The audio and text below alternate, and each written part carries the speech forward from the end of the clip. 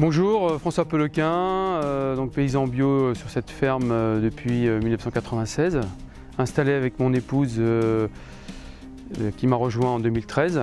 Donc c'est une ferme de céréales légumes secs qui compte 62 hectares. Nous avons également créé à l'arrivée de mon épouse une boulangerie La Ferme pour valoriser les céréales en pain. Et puis nous sommes membres donc, du GIE Ferme de Chassagne depuis sa création, puisque nous sommes membres fondateurs.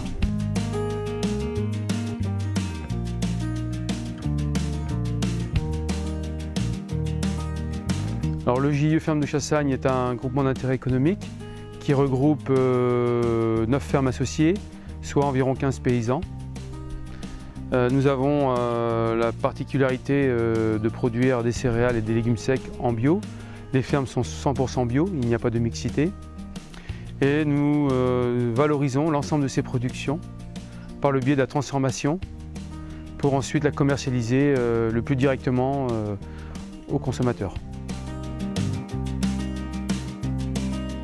Je dirais la genèse un petit peu du GIE, c'est par le biais de mon père qui a démarré la bio dans le début des années 70, tout seul. Puis au fil du temps, se sont un peu greffés des collègues. Et puis, fin des années 80, début 90, la filière bio s'est effondrée. Et à ce moment-là, on s'est retrouvé avec des stocks de marchandises invendues. Soit on arrêtait les légumes secs, soit on continuait. Si on continuait, eh bien, il fallait les valoriser autrement et en maîtriser davantage la commercialisation et maîtriser davantage la rémunération et le prix.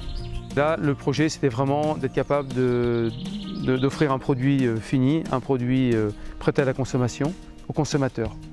Donc c'est un peu un défi. Et c'est un défi qu'on avait envie de relever à plusieurs. Donc c'est à ce moment-là qu'on a créé le GIE en 1996, l'année où je me suis installé, pour maîtriser la filière et assurer un prix rémunérateur sur ces productions-là, qui sont des productions techniquement difficiles, qui sont fragiles, qui sont très dépendantes des aléas climatiques. Donc ce sont des cultures qui s'intègrent très bien dans nos assolements, puisque ce sont des légumineuses qui produisent de l'azote pour ensuite être utilisées par les céréales. Donc elles ont complètement leur place. Mais il fallait en assurer une bonne rémunération pour qu'on puisse continuer à les produire sur nos fermes. Donc c'est par le biais de la valorisation, de la transformation qu'on pouvait y arriver, pas autrement.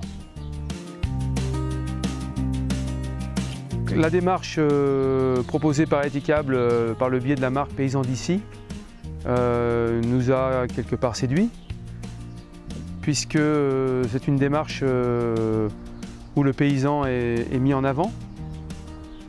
Et c'est une démarche commerce équitable Nord-Nord, dans laquelle nous on s'est senti directement concernés, puisque Etikable nous assurait un prix rémunérateur pour nos lentilles. Donc tout de suite on a adhéré à la démarche.